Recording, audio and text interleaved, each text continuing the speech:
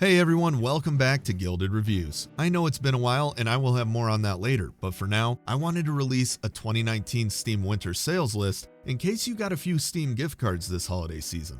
Hopefully this list will help you out, and be sure to let us know if you found any other great deals. I believe the sale ends around January 2nd, so we have a little less than a week left. Let's just go ahead and get right to it. First up, we have an either-or situation, Terraria and Starbound. Both of these games are sandbox survival crafters and are well worth your time. I personally prefer Starbound, but that is just me. Most people like Terraria, and it's a little cheaper. You can get hundreds of hours out of these games, and at these prices you can't go wrong.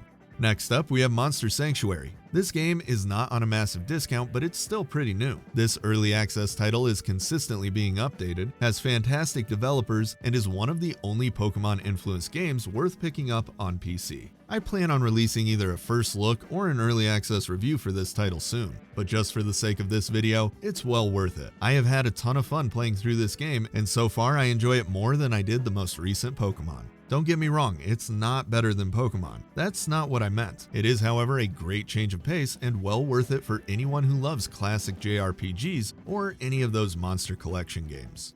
Next up is Risk of Rain. I love both Risk of Rain and Risk of Rain 2. Risk of Rain is a platforming roguelike that will net you countless hours. There are a ton of upgrades, multiple characters with their own unique playstyles, and plenty of areas to explore. Both of these games are well worth the cost right now, but the original is 75% off, which makes this game one of the best deals available during the winter sale. Moving on, we have Crypt of the Necrodancer. This is one of my favorite games, a roguelike rhythm game where you move and fight to the beat of the music.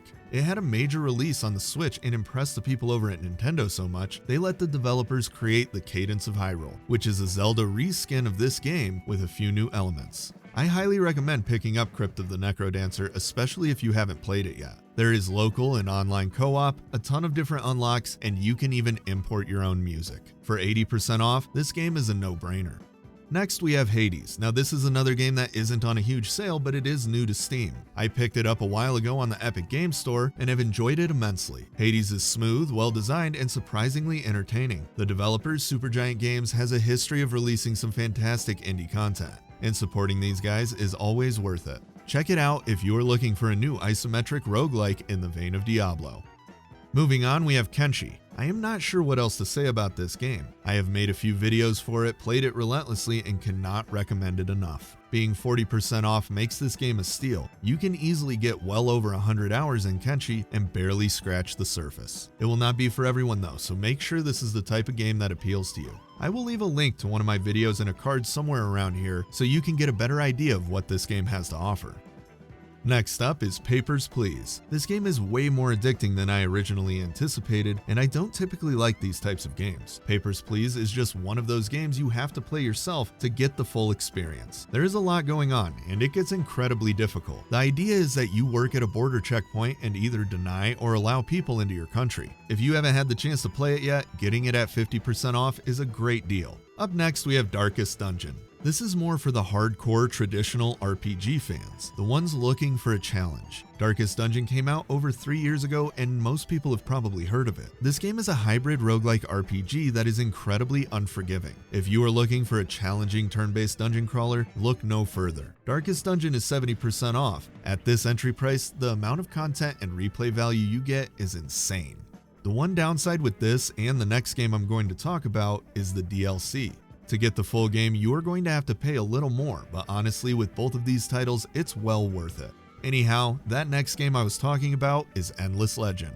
I love 4X games, and this is easily one of the more impressive ones released in the last 10 years. If you are looking for a fantasy-driven civilization alternative, you can't get a better game than this. The flow, mechanics, and UI will all feel familiar to any 4X veteran, and I highly recommend giving this game a chance. As I said earlier, this is one of those DLC-driven games. There is a lot of DLC and it's not cheap, but right now all of the DLC is on sale. Next up is Graveyard Keeper. This game is a twist on the classic farming formula. Basically think Stardew Valley, but not as good and taking place in a graveyard. Stardew Valley is one of the best indie games released in the last 10 years, so that is a very high bar to pass. However, Graveyard Keeper comes really close. Taking place in a graveyard gives this game a unique take on that classic formula, and for fans of that farming style gameplay, this game is well worth picking up. And the last title on this list is Crawl. I absolutely love this game, but have never really felt like recommending it because of the local only co-op. This is a perfect multiplayer game and has no online gameplay. It seemed like a terrible idea, to be honest. However, the game itself is one of the best multiplayer games I have ever seen. And now that they have released Steam's Remote Play Together system, I have to bring this game up. There isn't even a reason to have more than one copy in a group of 4 people. The idea is simple and would have worked very well as a traditional arcade cabinet. One person tries to make their way through the dungeon, while 3 others possess different items in each room and try and kill the hero. If successful, the person who lands the killing blow becomes the hero, and the now deceased player takes up the role of the ghost. There are a ton of different items and creatures to possess. It's a very fun game that is extremely addicting. And with the addition of Steam's Remote Play Together system, it becomes one of the best games available for a group of friends just looking for something to play. Picking up Crawl for under $5 is a steal.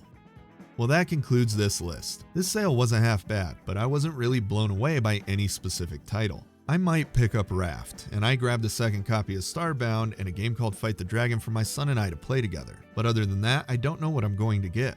If you have any suggestions, be sure to let everyone know down below. Thanks for watching, everyone. Like I said earlier, I know it's been a while since I released a video, and I am sorry about that. I have had a ton of real-life problems lately, but I think the worst is behind me. I am still working on getting to that 1 video a week schedule, and I want to thank everyone for sticking it out over the last few months. I will have a video for Monster Sanctuary, The Outer Worlds, and Greedfall coming here soon. And as always, if you liked the video, be sure to throw me a thumbs up, hit that subscribe button, or go and check out some of my other content. It really helps me out.